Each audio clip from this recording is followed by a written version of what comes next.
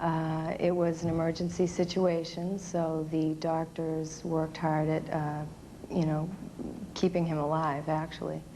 And they transferred him to a Boston hospital, Children's Hospital, and he was in intensive care for the first couple of weeks until I got out of the hospital a week after I had cesarean.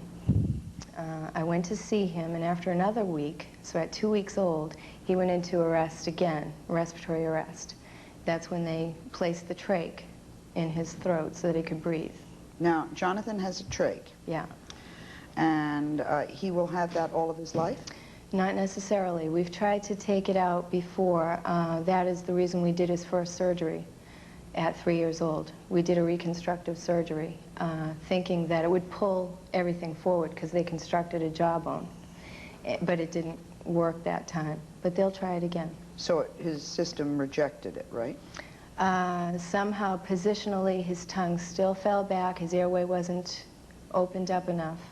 So they had to put the trach back in. For people who don't know what a trach is, and I hope you'll help us, Jonathan, if you can, we are not talking about the kind of earphone thing. Jonathan's wearing that for a hearing? That's his hearing aid, yeah. Okay. The trach is a tube placed in the trachea.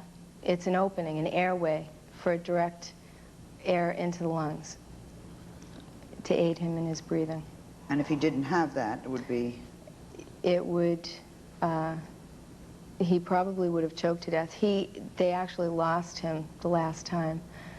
He coded, lost him for a couple minutes. You know you're a medical miracle. Are you aware of that? Yeah. And that's the reason why the speech sounds a little The strange. speech is distorted because of the trach. How has Jonathan changed your life? Dramatically. I would imagine, Yeah. but in what way that would help us to understand? Well, he's helped me understand a lot about people.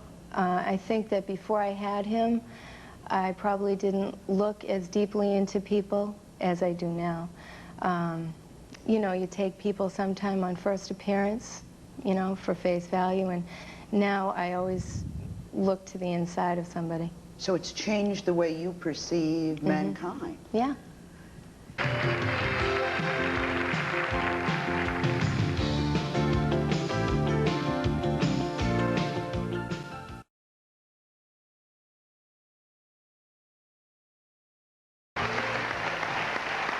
This is about the time of year that children go back to school, and we chose this particular topic to do as our back to school topic, and a lot more.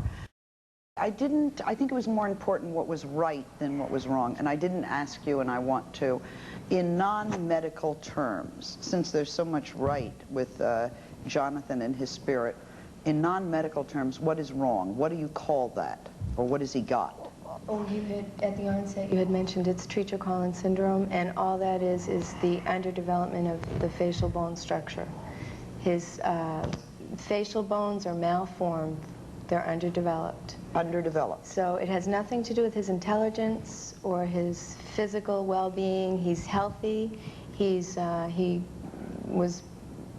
had high honors in second grade, you know. He's smart and everything. It's just strictly cosmetic. And a lot of people think maybe that's coupled with retardation. Oh, yeah. So that's what's hard. I've had that question put to me by strangers. That's what's They hard. don't know if he's retarded. Is it inherited? Treacher-Collins syndrome, is it inherited? They do not know what the cause is. It's a genetic syndrome. It's not hereditary. There's nobody in my family history or my husband's family history who had it. But from his standpoint, it will be hereditary. It will, from here on. Okay. When people talk about when I was poor. The positive aspects, yes, because I think we're grateful that he is very intelligent and that he can see, he can hear, he can talk, he can walk, he can do anything he wants. He's not handicapped in the least bit. It's strictly cosmetic. Aside of the medical complications along with it when he was born, he does have the trach that aids his breathing. He does wear a hearing aid to, you know, help him hear better, but basically he's a great kid. And how do you, Jonathan, react to other people's reactions to you? How does it, when people stare at you, what do you usually do? I just turn away. You turn away? He pretty much ignores it.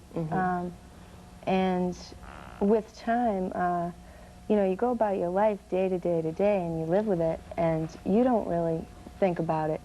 You know, I look at him 100 times and not see this. You know, I may look again once, and all of a sudden I'll say, oh, yeah.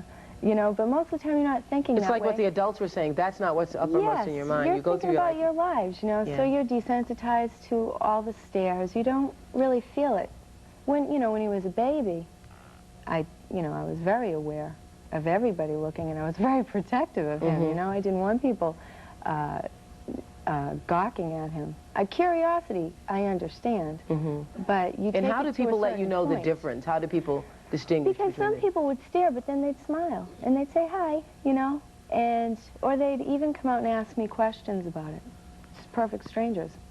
And that you don't mind? No, no. Kenny does, but you do. No, I don't mind at all. I don't mind. If you don't like them walking up and down aisles, following you up and down aisles. That's what they do to me, little kids, they'll follow me. Oh, these are adults.